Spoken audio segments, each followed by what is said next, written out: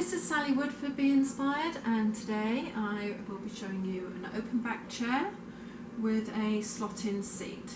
I'll show you how to remove the seat and then I'll proceed with how to do the chair. Not in the workroom today, got a big chair in there I cannot remove. Not in the kitchen, got a project in there, and so I am stuck between the kitchen and the dining room. Fortunately I took down the wall a while ago, which allows me to have this super duper big space in the middle of my house. You're going to have to bear with me. Maybe the light's not going to be very good on this project, but I'll see what I can do.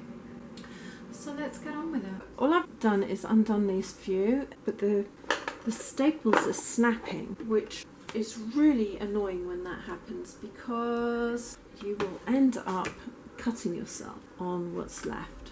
Oh, well, I was hoping to find a screw in here, but there isn't. So what I'm going to do is I'm just going to knock those so I don't cut myself. If possible, try to get them out. Let's see, can I push that? Oh, this one just comes out. Oh, all that work. That's weird. I've just done another one of these and there were screws on here. Okay, so the same is at the back at the bottom. So I am, on the other hand, going to have to undo the bottom here. I will work my way across these and remove them. These are just snapping. They're horrible. These are cheap ones because it's only into pine.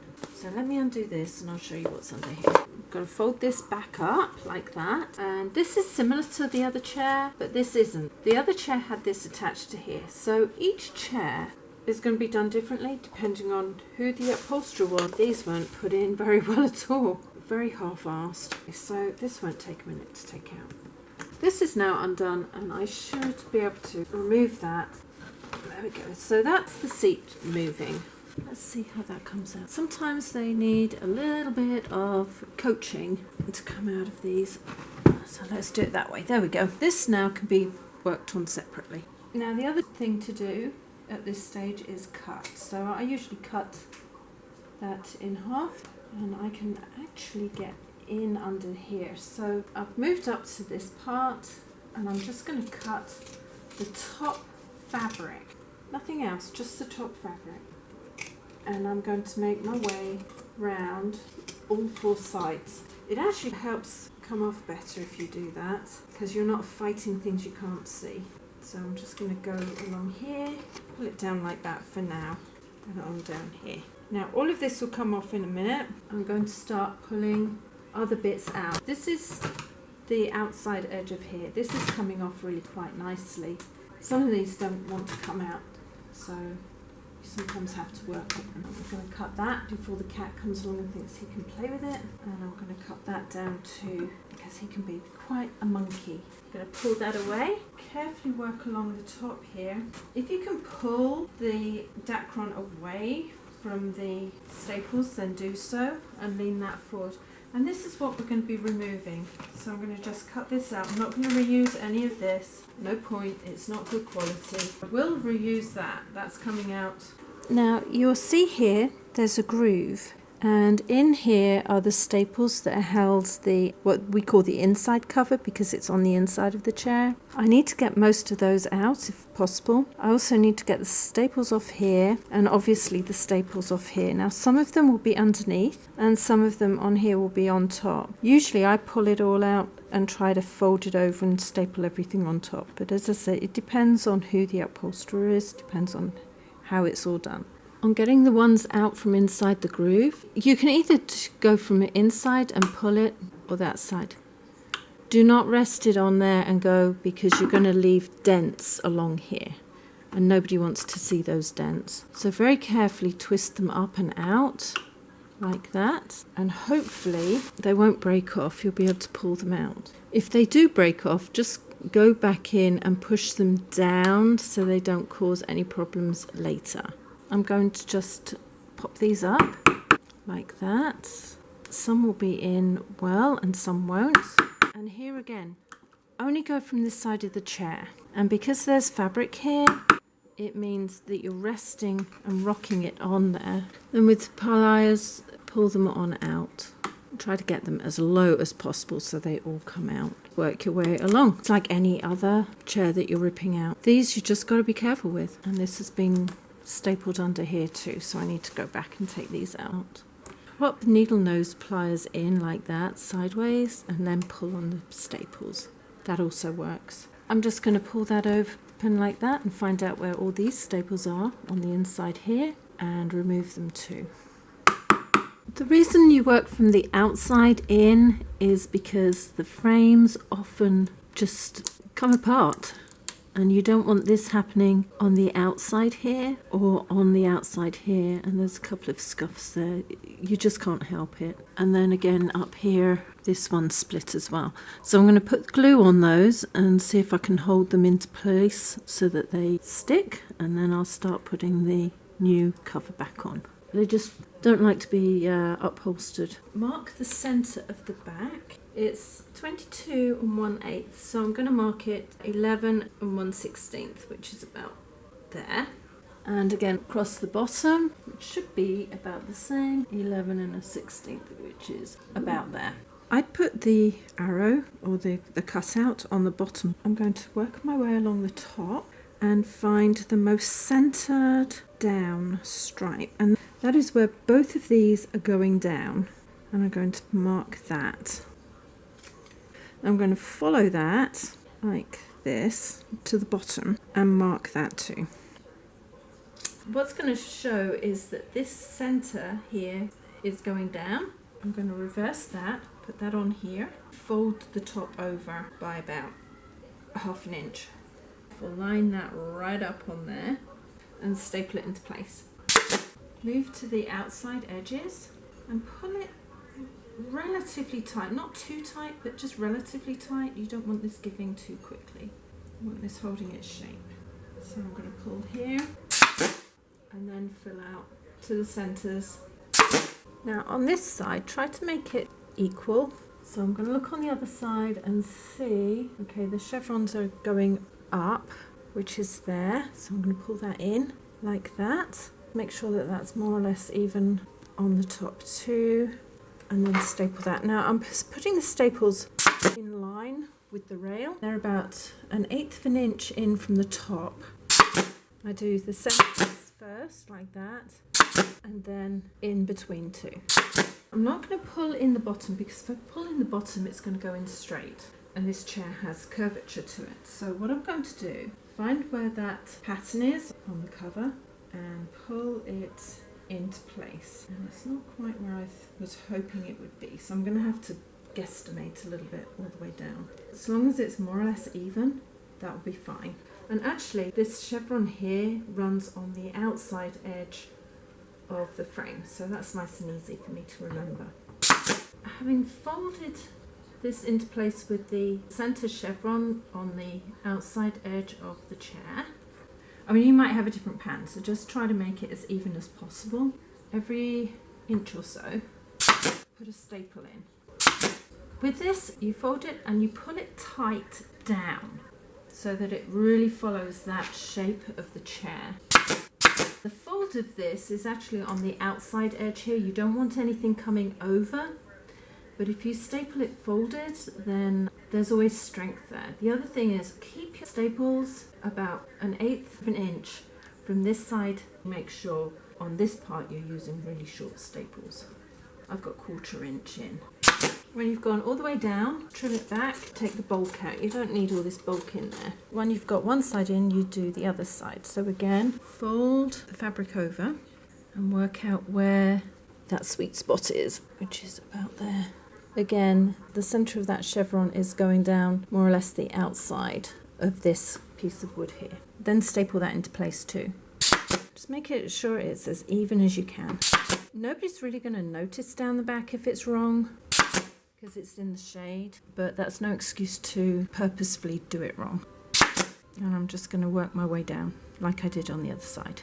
Just cut up a little bit here. Along the bottom back, I'm just going to make sure that here's the chevron up the center, is in line here. I'm going to give it a little bit of a pull, but not too much, because the whole idea is that it's just firm, not taut. Staple that in. Now that the center's in, and I know that that's the turn up at the bottom, pull that all in equally and staple that into place to the outside corners. Now again, fold it over and staple it in. Now, as you can see, I haven't gone over the edge here. It's important not to, but I'm certainly within this range. Everything's on the inside of this bar here. I've lined my web stretcher up. I'm going to try to keep it as even as I can as I push it around. Now this I'm going to pull in as relatively tight. Not too tight, just in case it springs from here. I don't know how strong that joint is. And again, I'm just going to pop these in. Fold that back along the edge of the chair. At this point, I always check behind, rub my finger up and down, just to make sure that none of those staples have gone through to the other side. If they do, you need to take these staples out and start again. And then staple this into position. Put another one along the top here and then at the bottom. There were only 2 vertical webs. I tend to be overkill, so I've centered this. So I'm just going to pop this one in too. Fold that up, make sure it's level with the bottom here and staple that into place. When you pull the back ones in, don't put them on a stretcher, just pull them in by hand. They don't need to be pulled in on a stretcher. If you do, you're going to change the shape of the chair.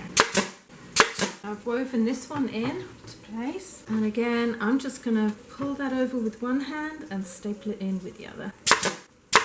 I forgot to put this in, so I'm going to have to just ease this into position. It stops the outside back from showing where all the webbing is. It'll go in. I've had to do this before. It's easier if you put it on before you start all of this.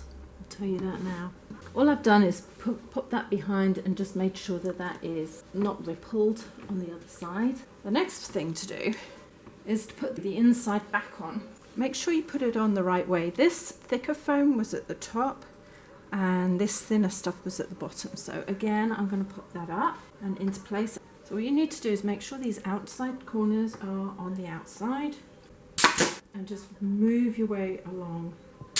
Here again, don't go over the edge. Keep it within that piece of wood. I'm going to put this in. Here's the mark for the bottom of the fabric. I'm going to fold this until I've got the chevrons going down. So here's my center mark here. Pop that in. If I carry on folding it down that chevron like that, it's easier if you do it this way because then you know you've got it in a straight line. So just follow that on down and I'm going to mark the center at the bottom like that. I need to remark the center because I can't see it because I've stapled over it. Having marked the center, which is here, I'm going to put the center here on top. I'm going to let it come up a little ways like that, and I'm going to push in between on this groove as far as I can and staple. Then keeping this in line, I'm going to staple to about 4 inches in from the end on this side. So I'm still going to pull it slightly, but not too much, just so it's firm. And again, pop that in as far as I can. And then fill in the center here. And then the centers again until it's completely in. And now I'm going to do the same. I'm going to run my fingers along so it's level to about 4 to 5 inches in from this end. And again, wedge the staple gun in as far as I can and then fill in the centers. So following the line down, here's the center. I'm going to pull this hard in at the bottom, line the center line here. Sometimes you need to pull the fabric out and push it back in until you've got everything in line. And I'm going to just pull that down to here. Sometimes it takes a little minute to line everything into place. There we go. So pulling that down, now I'm going to use the staple gun, push it into that groove as hard as I can, and then move out, keeping that line in line until you get to about 4 inches Because all of these kind of go into one another, it's very hard to keep an idea of where I need to pull it in on the sides because it has to be even. My middle one, which is here, I'm going to put that on it. And then here, I'm going to go out, I think 8. Let's see how far 8 goes. 1, 2, 7, and here's my 8th one. I need to pull the fabric in. To pull it into here would be too loose. Okay, so my 8th chevron goes down there, comes up, and I'm just going to put the top of that up chevron on the groove like that and staple that into place. Just go up a little ways and just down a little way too. I'm going to pull this into this corner so it actually gives a rounded look. There shouldn't be any pleats. As I go up, this will slowly come in at a smaller angle and in at the top and up. That's why you only go 4 inches at the top, maybe 6 inches out on the side, so it pulls in nicely. As I come to this corner, I'm only going to pull the fabric out to the corner. I'm not pulling it down, I'm not pulling it that way, I'm just pulling it straight out, and I will ease the fabric in. So as I get here, I'm going to pull that in. Same along the top, and then again on the side. Now as I get into this corner, I'm literally going to poke it in, and you can see the fabric pulls round, and I'm just going to finish off 1 and then 2 in that corner, and you can see there's no pleats. This one didn't go in very well, so I'll pull that one out and readjust. So any that didn't go in nicely, I will pull out and put new ones in, because they all have to hold this top fabric in place. Now as with the top, all I'm going to do is pull this down. This is when it gets a bit tricky because you can't always go in the same angle. And all I'm doing is I'm pulling this down, and again I'm not pulling it just down here or across, I'm pulling it down and out to the corner so that it all goes in. If you're pulling out to this corner, you'll be able to see that these lines and any on here will pull out, but the corner is the last piece you put in. So I'll just work my way to there. So I do put a couple of staples in one direction and then in the other until it comes all the way in. I'm going to use this method again to go this way. So every down stripe gets a pin in it, and I know that I've got 8 pins, so that's the last one. As I pull it in, I'm going to just push the fabric across and it will go in just like it has on this side. This chevron here that goes up, I'm going to pull that in and steady this into the side here, and the chevron where it goes up is going to be running along the side of that piece of wood. I'm just going to work my way up so it's nice and even.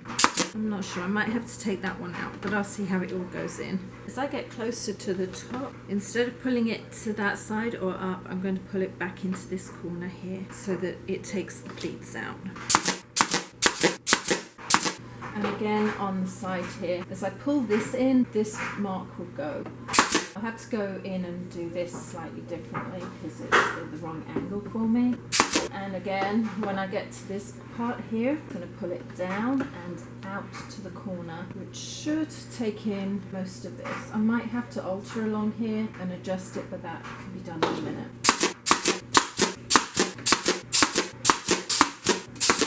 I have 2 lengths of piping here, and I don't want the join to be at the centre of the top or anywhere along the top, so I'm just going to cut one band in half. Put the width on 2.6. Here's a short band, and put that face up like that, and the second band face down, and I'm just going to sew from one corner to the other. I get to the other end of the second band, right side up, and then the second short side on top, and again from corner to corner.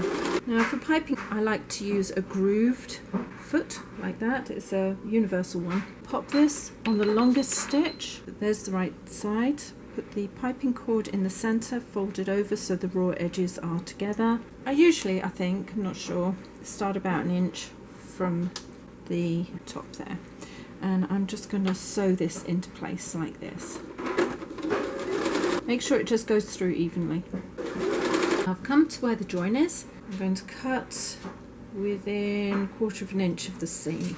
Open the seam up so it's flat and roll it into place. Carry on sewing, and again just make sure it's where it needs to be as you get closer, because it often unravels.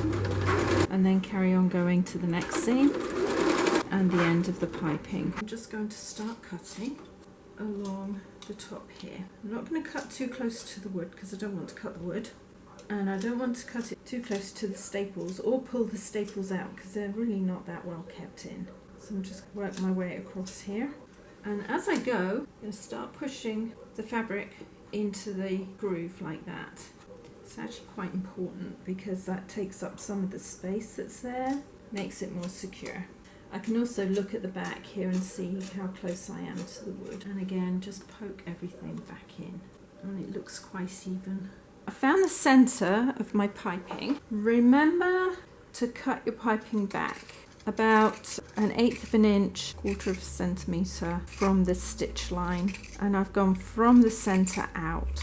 Stop where you feel like stopping basically, and then I'll do it the same the other way. I'll hold where the centre is and flip it so I can get rid of that. Now I'm only going to go so far. I want the V going down, so it's going down with the rest of it. So I'm going to lay that up there like that so I know where it is. And with a glue gun I'm going to work from the centre out, or just over the centre out. And I'm going to fill that gap with as much glue as I can in one direction, lining up my chevrons like that. I'm just going to push that seam into that groove like that. Make sure it's in tight. If it's slightly off, it's not going to be a major problem. Most people won't even notice it. So that's that way. Let it set up. You don't want it all coming undone. Put that in there to hold it. So that will hold that there. It's got no pressure on it. And now I'll come this way. Just come along here, keeping it as still as possible to there. I'm just going to pull that back but hold it in place and fill that groove up again with as much glue as I can. Almost to the end but not quite. And then just pop it into place all the way along. Now I don't go all the way to the end because I need to cut down here on both sides. I'll just pop that in there to hold it, and I'll work my way around. Now all I did along the bottom was I glued it in and I butted both ends so they're like that together and they don't show. About the easiest way to do it, and always do it at the bottom. This chair should go in and hide all of it. Having undone the cover, just make sure all of these staples have been knocked in. If you can't pull them out, they will rip your skin to pieces, or the fabric, both of which are not pleasant. I'm going to remove this cover because I'm going to use this as a template for the new covers to go on. I need to remove this as well because I'm actually putting new foam on. This top one here is the original seat cushion, and I'm going to be undoing it. First thing to do is to put some marks in, just like in dressmaking, so that they line up as you go. I usually put them at key corners like here because I don't want things to be out of line. Let's take that one out. And then here they've got a join right on that corner. Now I personally don't like putting joins on corners, but I will mark that there's a join there. Now I might move it along rather than have it there, and again I'm just going to put a mark here. Now I'm not going to go quite so far in the corner because that's the top one, so I'm going to bring it out just a little way so I don't get them muddled up. And I'm also going to mark the centre, so I'm going to fold that in half. They kind of have there, so I'll do the same. And then on this side I'm going to just mark the top and both ends too, and I will use all of this. One end might have been stretched in slightly different to the other, and that's why I always do them separate. And then at the back here where this comes in, I'm going to mark that. So they've already done that for me, it's almost in line. Same on the other side. Well, they've marked that too. Not very obvious on this side. So now I'm going to undo this and use this as a template. I've got two to make, so I might as well use what I have.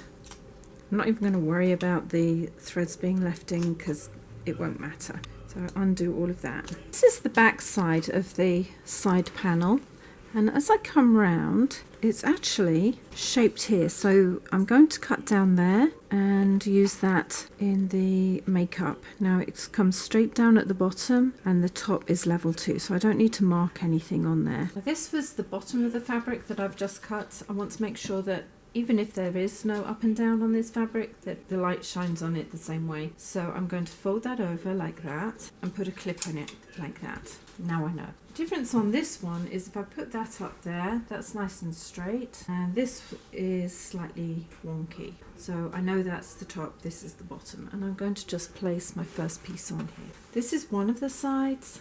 It looks like it comes down, but I think it was meant to be like that, but as they pulled it in, they pulled it in weird. I'm going to measure this and just cut straight along. Okay, this is 4 1/4 here.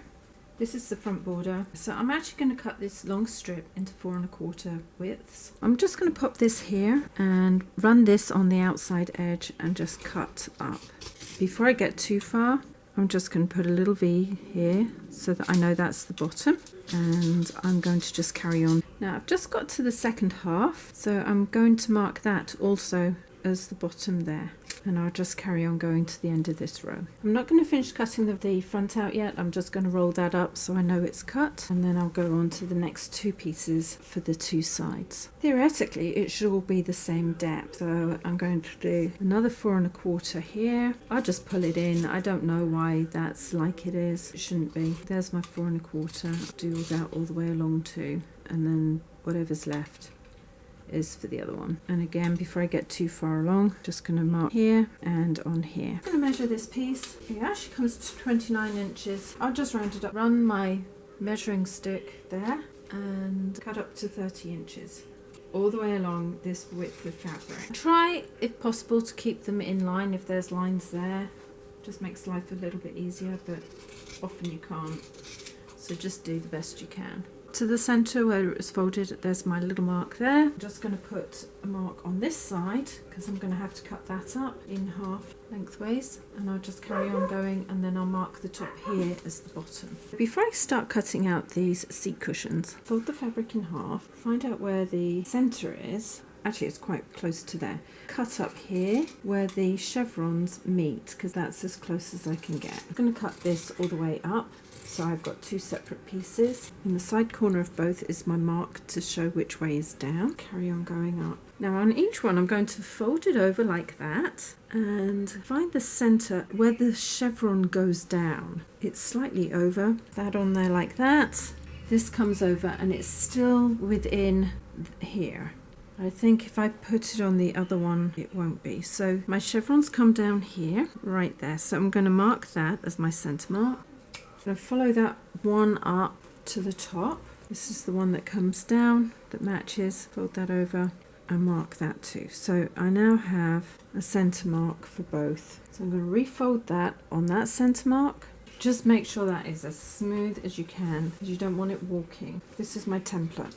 Sometimes these are wonky. They're not in half, but this one actually is pretty close. I'm going to leave that in place like that. Put my folds on the folds like I would in dressmaking. I'm going to start cutting the shape. Just cut that on out all the way. I'm just going to roll this back here so you can see. Make sure all of the seams are flat. Sometimes when they've been sewn, they roll up, and you want it as flat as you can so that you've got the full seam allowance. I've cut the front border off, so I'm going to just remark the center here. So lay the new one down at the bottom, the old one, sorry, on top like that, and make it as square as possible. And then just go around and transfer all those little marks you put on onto the new cover. Once you've done that, then you can throw the old cover away. No need to keep that. So I've cut both new covers out for 2 chairs.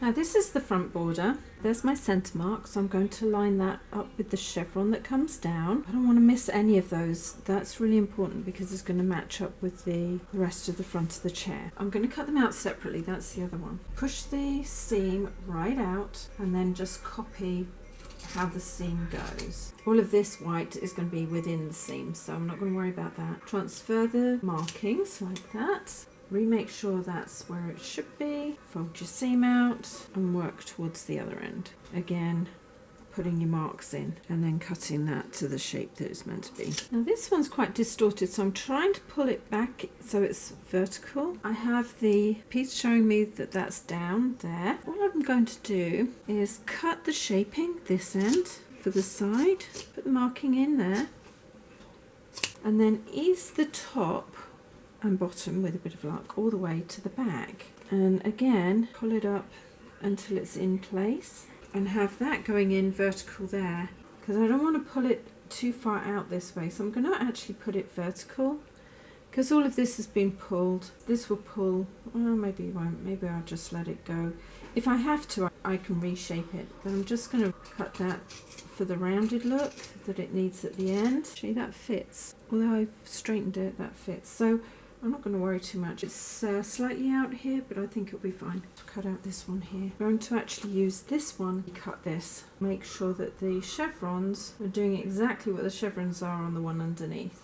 I don't think it really much matters, to be really honest. Just in case somebody is as picky as me and notices that it's not quite where it should be.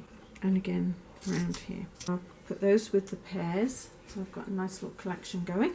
And do the last one. So now I've got 3 parts for the band on each one and roll them together. Always keep your stuff together. You never know, if it all slips apart then you've lost something, but if you unroll it and there's nothing there, you know that you didn't cut it. The finishing touch is actually to pop this back in. So I'm going to push it in at the front and then down at the back, and hopefully that will just slide into where it needs to go. Push it down firm. There we go. The only thing left to do, pop this back into place, then the chair is finished. Thank you for joining me on this little project. I hope I was able to impart some tips on how to do it. The key really is to make sure that all the layers, except for the last cover and the piping, only come to the inside of that groove, and then everything should fit in nicely. So please subscribe, hit the bell button, and a few thumbs up would be really good. And in the meantime, see you later, take care, ciao!